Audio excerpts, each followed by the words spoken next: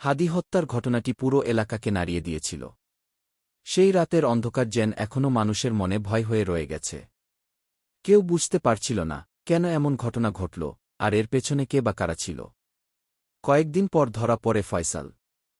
শুরুতে সে একেবারেই চুপ ছিল, কোনো প্রশ্নের উত্তর দিতে চাইছিল না।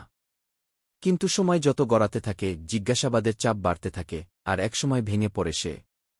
মাথা নিচু করে ধীরে ধীরে সে বলে ওঠে, সবকিছুর পেছনে ছিল বাবলা। গিয়ে এই একটি বাক্য যেন পুরো ঘটনার মোড় ঘুরিয়ে দেয়। ফয়সাল জানায়, এই ঘটনাটি হঠাৎ করে ঘটেনি, বরং অনেক আগেই পরিকল্পনা করা হয়েছিল। আর সেই পরিকল্পনার কেন্দ্রবিন্দুতে ছিল বাবলা। সেই নাকি পুরো বিষয়টি সাজিয়েছিল, কখন কিভাবে সবকিছু হবে, সব ঠিক করেছিল আগেই। ফয়সাল শুধু নির্দেশ মেনে চলেছিল। তার কথায় উঠে আসে কিভাবে ধীরে ধীরে হাদিকে লক্ষ্য বানানো হয়, কিভাবে সময়, জায়গা এবং সুযোগ নির্ধারণ করা হয়। সবকিছু এত নিখুঁতভাবে সাজানো ছিল যে কেউ সহজে সন্দেহই করতে পারেনি। এই তথ্য বাইরে ছড়িয়ে পড়তেই এলাকায় শুরু হয় আতঙ্ক আর আলোচনা।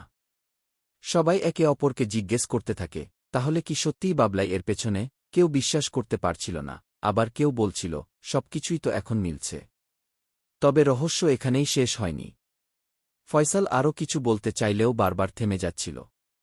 তার চোখে ছিল ভয়, কণ্ঠে ছিল দ্বিধা। মনে হচ্ছিল সে আরও বড় কিছু জানে, কিন্তু সবটা বলতে সাহস পাচ্ছে না। হাদি হত্যার সেই রাত এখনও অন্ধকারে ঢাকা। একটি নাম সামনে এসেছে, বাবলা।